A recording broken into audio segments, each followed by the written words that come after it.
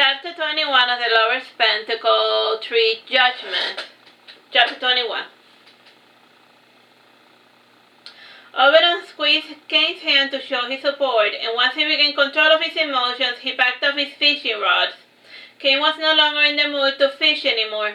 The friends got back in the car, and they returned the fishing rods to the storage unit. Since it was late, Oberon drove to his apartment. It was the nearest location. A sleepy Kain collapsed on top of the couch, and he wearily placed his revolver underneath the couch. Oberon carefully removed Kain's shoes and his belt to make him more comfortable, and he draped a clean, warm blanket over Kain's shoulder, and it didn't take much time until he fell into a heavy slumber. Oberon cautiously picked up the revolver and he placed it on top of the coffee table. He didn't want to accidentally trip on the darn thing, and he watched Kain sleep for half an hour, and with a trembling hand, Oberon went to touch Kain's lips with his index finger. He hesitated when Kain licked his upper lip, and tonight he was going to do it. Tonight Oberon planned to steal a kiss, and he nervously poked Kain's cheek with his index finger, and he needed to make certain that his friend was truly asleep. Next he caressed those beautiful lips with his index finger, and slowly, little by little, Oberon inched closer and closer, and just when he was but a millimeter away, Kain turned in his sleep, and with his face facing the sofa back. Oberon had no way of stealing a kiss. He sighed with frustration, and having lost his nerve, he skulked back to his bedroom. And that night Oberon dreamt about the perverted things he wanted to do to Kain, and when he awoke he realized that it was a dream. He reached for his cell phone, and Natasha wanted him to put on a clown show for Christmas in her family home, and they were even going to pay him for the act. He looked at the time, and it was still too early for him to bother to leave the bed, and when he dozed off, Kain tidied up his friend's apartment, and he dusted everything, vacuumed, he cleaned the dishes, and he mopped the floor. And among the things he had a personal vendetta with, it was Oberon's toilet, and it didn't matter how much Kain scrubbed, the yellow stains refused to wash themselves clean. Just let it go, Kain, said Oberon, waking up again, and wash your hands and make us breakfast. Oh, what are you in the mood for? Asked Kain, opening the fridge, and he frowned when he saw how empty it looked. Or I can just make scrambled eggs with bacon. Kain continued to rummage through Oberon's pantry, and he opened the drawer after drawer in search of a frying pan, and he eventually opened the dishwasher, and instead of a frying pan, he found a long purple object, and he closed the dishwasher before returning to the bedroom. Where is the frying pan? Asked Kain. Under the bed, said Oberon, pointing under the bed. Kain looked under the bed, and he found a briefcase, and when he opened it, he found the frying pan, in addition to bowling pins, hoops, batons, giant hair combs, and other props. This is a prop frying pan. I can't cook anything with it, said Kain, folding the frying pan. The eggs and the bacon are probably spoiled, and let's go to Dennis to have breakfast of champions, said Oberon. I feel groggy, and can we stop by my house afterwards to get changed, said Kain. Just wear something of mine, said Oberon, gesturing to his closet. Nothing that you have will feed me, protested Kain. I may not be as tall as you, but I have more grit, said Oberon before flexing his muscles. He looked through his drawers till he found a clean set of running shorts, and he added, This one is a little big for me. See if it fits you. Kain stretched it just to be safe, and he did the same to the clean undergarments, and finally Kain took his shower, and he felt all the more refreshed for it, and he got dressed in running shorts and a tank top, and Oberon gave himself a cat bath before dressing himself in sportswear, and he drove Kain to the Denny's, and Oberon had a big breakfast while Kain only had a fruit salad. Here, have some pancakes, said Oberon, offering his pancakes to Kain. I'm not really all that hungry, said Kain, declining the plate. You have been starving yourself ever since Eugenia's baby shower, and you need to forget about her, said Oberon. Kain sighed wearily before accepting the pancakes, and Oberon called the waitress to order eggs and bacon as well, and Kain finally had a real breakfast. And after paying the bills, it was time to plan an activity. Oberon decided to go to the gym to rehearse his clown act, and they drove to the LA Fitness as Natasha worked at. And since it was early in the afternoon and a Saturday, the gym was relatively empty. And while looking for a practice spot, they found Jeremy dancing by himself, and the color left his face when he saw Kain, and he went to his duffel bag to pack up his things. You can continue dancing if you want to. Pretend that we are not here, said Kain. Did Siddhanta send you to spy on me again? Asked Jeremy. No, us meeting here was by pure happenstance, said Kain.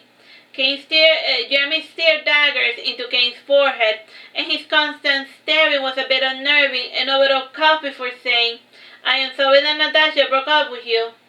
I am sorry too. Sorry that she couldn't keep it a secret, said Jeremy coldly. What happened? Asked Kain. Nothing, said Jeremy. She friend-zoned him, said Oberon. Siddhanta asked, tells him that I'm still dating Natasha, said Jeremy, returning to his corner of the practice room. Or tell him nothing. I am sick of everyone telling Siddhanta what I'm up to. Siddhanta's just worried about you, said Kain. And what do you know the way that Siddhanta's mind works? And I have known him far longer than any of you, and believe me when I tell you that Siddhanta's only worried about himself, said Jeremy, before putting on his headsets. He began to dance the prologue of the Pharaoh's Daughter ballet, and the friends watched Jeremy dance for a bit before turning to other matters. And Oberon started by practicing his cartwheels, and next followed his juggling act and his mime routine. And Kain clapped, enthralled by Oberon's buffoonery. God, he's such a little kid, thought Oberon. Do you want to try, Kain? Asked Oberon. Sure, what do you want me to do? Asked Kain. Let's start with a few cartwheels, said Oberon, and don't worry too much about precision. As my untalented assistant, you are allowed to make lots and lots of mistakes. Kain did a few cartwheels, and he tried more complicated motions, but he ended up hurting himself. Acrobatics wasn't his forte. He tried juggling. Oberon started him with one ball, and when he threw a second ball, Kain lost track of the first ball. It helps to maintain a steady rhythm, said Oberon, seamlessly juggling 5 balls in the air. He smiled happily when he noticed that Jeremy had stopped dancing to pay attention to his act, and he added, You can come closer, Jeremy, I don't bite. Jeremy responded to this open invitation by packing his things and leaving the gym, and Oberon, frowning said, God, he's such a diva. Is he always like this?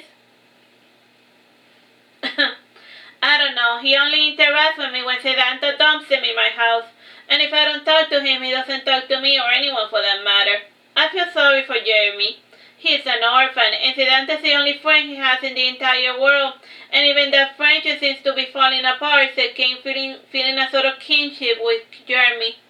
Not having a family does not excuse his terrible attitude, retorted Oberon. You can't triple badly just because you're hurting. Yeah, right, let's forget about Jeremy, said Kain. Show me a magic trick, Oberon. Pick a card, any card, said Oberon, digging up from his deck of cards. Oberon amused Kain with his card tricks and other sleight of hand act, and his show was interrupted by Natasha. Is Jeremy here? Asked Natasha. No, he left a half an hour ago, said Oberon. Do you need him for something? No, said Natasha. My boss asked me to inform Jeremy that he's not getting any more day passes. If he wants to continue going to our gym, he needs to get a membership. And speaking of memberships, do you want one? I don't know. I have my own home gym and I only came here because, said Kain, coming up with excuses not to get a gym membership. Fine, whatever, suit yourself, Kain, said Natasha, annoyed. Did you dump Jeremy because he refused to get a gym membership? Asked Kain. I didn't dump him because I dumped him because he didn't understand the nature of our relationship, said Natasha. That's awful, Natasha, said Kain, taking Jeremy's side. If you didn't have the intention of falling in love, it would have been better for you not to have gotten his hopes up. I'm sorry, Mr. Sensitive. I need to remember that you are still not over what's her name, said Natasha, giggling. Her name is Eugenia, barked Kain, clenching his face. And at least when she dumped me, she had the decency to sugarcoat it. And just because your mother had a bad doesn't give you the right to punish men for the sins of their forefathers. Look here, Kain, I am not Eugenia, so I need you to dial down your aggression level from 10 to 1, said Natasha, gesturing with her left hand. Kain, fuming, went to sit down in a corner of the room, and to isolate himself from his surroundings, he brought up a headset and his Game Boy Advance, and he began to play Castlevania, Aria of Sorrow. And he felt a warm body sitting beside him, and Oberon placed his hand over Kain's shoulder, and this hug helped lighten Kain's mood, and Oberon put away his toys and his props. He stood before Natasha, and the two friends bowed before getting into a friendly sparring match. Natasha had taught Oberon how to fight in order to help him regrow his spine, and their fighting style was quite fluid as they swapped between karate, capoeira, and judo. Kain watched the pair with more amusement, and once Natasha finished ripping Oberon a new one, she pointed to Kain. She wanted him to be her new opponent. Kain had sparred with women in the police academy, so he had gotten over being chivalrous with women that wanted to physically harm him. His strongest spec was wrestling and boxing, and he had picked up boxing from his Uncle Gan, while wrestling he had learned in school. Natasha and Kain got into a serious grappling match, and their bodies twisted and coiled like two octopuses fighting for control. And what had started as a friendly bout soon turned into a real fight, and Natasha needed to know if she was physically stronger than Kain, and her machismo demanded the answer to that stupid question, while Kain simply matched the level of aggression he was receiving from Natasha. And the woman managed to get Kain into a chokehold, and the moment his face started turning purple, Oberon went to separate them. Guys, enough. Let him go, Natasha, ordered Oberon. Kain made his body go limp to show Natasha his intention of surrendering, and she choked him for 5 more seconds before letting him go. And despite having his stroke relief, he was still having difficulties breathing, and he staggered out of the training area to get away from Natasha. And when she took a step back towards him, Kain reached behind his back to bring out his grandpa's revolver. It wasn't there. He had forgotten it in Oberon's house. "You could have cried uncle at any moment," said Natasha, quite proud of her deed. "Enjoy your victory," said Kain, giving a mocking bow. "Do you want to go again?" asked Natasha, giggling. "No," said Kain. I'm never playing with you, cuff. "Come on, stop being a big baby, and let's go for another round," said Natasha, shadowboxing. Kain went for 2 more rounds with similar results, and Oberon, giggling, said, "Now it's my turn. Spar with me a little." "I am not in the mood," said Kain, panting. "You are never in the mood to do anything I like," protested Oberon. "Fine," said Kain, changing his fighting stance, and based on how he held his arms, Oberon guessed that he was going to box.